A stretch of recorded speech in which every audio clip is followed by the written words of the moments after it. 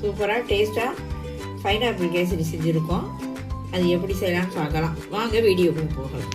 ரவை எடுத்து வச்சுருக்குறோம், அதை லைட்டாக வறுத்துக்கலாம்.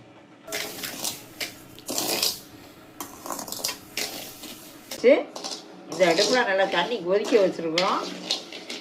தண்ணியை தூக்கி இதில் ஊற்றியா